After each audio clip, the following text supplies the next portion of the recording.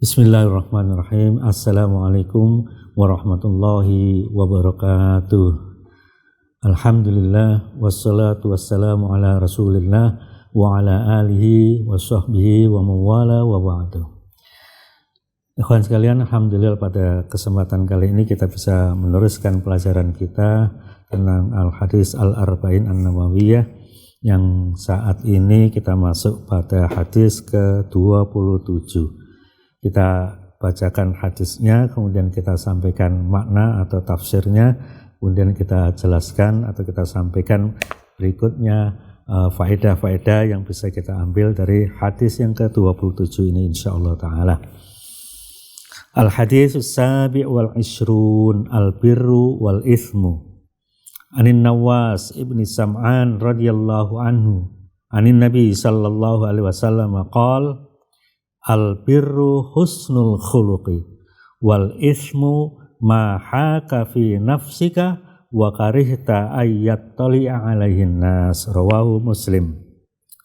Wa an Wabisah bin Ma'bad radhiyallahu an qala ataitu Rasulullah sallallahu alaihi wasallam faqala ji'ta tas'al anil birri wal ismi qultu na'am qala istafti qalbaka al-birru matma'annat ilaihin nafsu watma'anna ilaihil qalbu wal ithmu ma haka fin nafsi wa taraddada fis sadri wa in aftakan nas wa aftuka.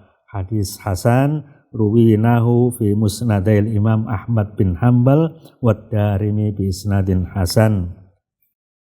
Hadis yang ke-27 yaitu tentang kebaikan dan dosa.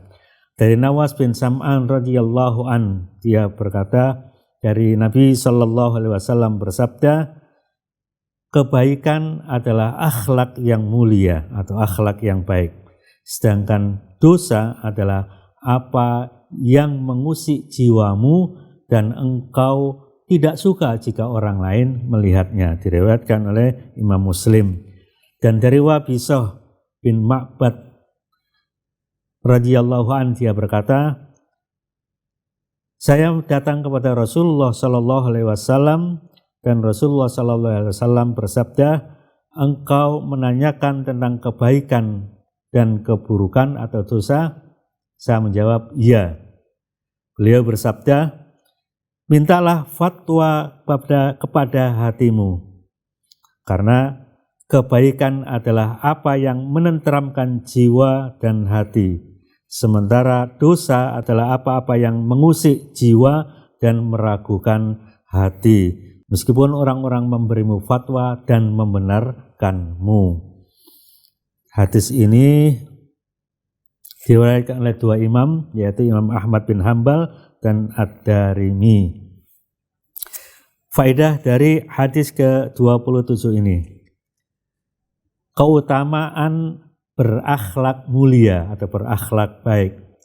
Akhlak mulia adalah kata yang menghimpun semua kebaikan. Kebaikan dan keburukan adalah dua hal yang saling bertentangan, yang saling berseberangan. Perbuatan dosa menyebabkan pelakunya merasa gelisah dan tidak nyaman. Dosa itu sangat menjijikkan bagi mereka yang berjiwa baik. Makanya orang-orang yang berakal tidak akan berterus terang dengan perbuatan dosa yang ia lakukan. Tapi sebaliknya, dia justru menyimpannya dan menutupinya agar tidak seperti yang disebutkan oleh hadis yang lain, yaitu mengamalkan dari al-mujaharoh. Itu tidak boleh atau dilarang. Allah Subhanahu wa ta'ala memberitahu nabinya tentang hal-hal gaib sesuai dengan yang dikehendakinya. Ketenangan hati seorang mukmin yang bertakwa merupakan bukti dari kesalehannya. Kebaikan akan membawa atau menyebabkan ketenangan. Ragu-ragu terhadap suatu hal, merasa malu terhadap hal tersebut merupakan bukti bahwa hal tersebut adalah perbuatan dosa. Sebuah fatwa tidak membolehkan seseorang untuk berani menerjang atau menabrak dari apa yang masih meragukan di dalam dirinya. Dalam hadis disebutkan bahwasanya Nabi atau jawaban iya oleh Nabi adalah untuk menetapkan hukum dari apa yang ditanyakan. Jika seseorang terjebak dalam keraguan dalam suatu hal, maka dianjurkan untuk tidak melakukan hal tersebut dan tetap berusaha untuk mencari jalan keluar atau solusinya. Dibolehkannya minta fatwa kepada hati dengan syarat hati yang dimintai fatwa adalah hati yang agamanya lurus dan istiqomah. Dengan begitu Allah Subhanahu wa taala menguatkan hatinya jika dilakukan dengan niat yang tulus dan benar. Sebagian orang-orang sufi dan orang-orang yang berhaluan atau orang-orang yang sehaluan berpendapat bahwasanya perasaan bisa dijadikan sebagai rujukan atau dalil dari masalah-masalah syariat. Sebagaimana yang dikatakan dalam hadis, istafti qalbak. Maka apa-apa yang sesuai dengan hati itu adalah kebaikan. Maka dikatakan ini tidak mungkin karena Allah Subhanahu wa taala mengingkari siapa yang membuat syariat yang tidak mendapatkan izin dari Allah Subhanahu wa taala, dan juga apa yang diingkari oleh Allah Subhanahu wa taala tidak akan menjadi kebenaran selamanya. Seseorang tidak boleh menipu dengan memberi fatwa kepada orang lain, apalagi jika mendapati dirinya masih ragu dalam hal itu. Karena banyak manusia yang meminta fatwa kepada alim, kepada thalibul ilmi, mereka memberi fatwa akan tetapi mereka masih ragu di dalam fatwa yang disampaikannya. Maka pada saat itu harus meminta fatwa kepada alim yang lainnya jika mendapati keraguan di dalam fatwa orang yang pertama.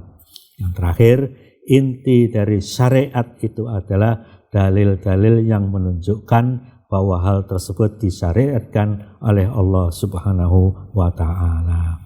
Demikian, semoga bermanfaat dan kita tutup dengan kafar majelis. Subhanakallahumma wa bihamdika asyhadu an la ilaha illa anta astaghfiruka wa atubu ilaik. Wassalamualaikum warahmatullahi wabarakatuh.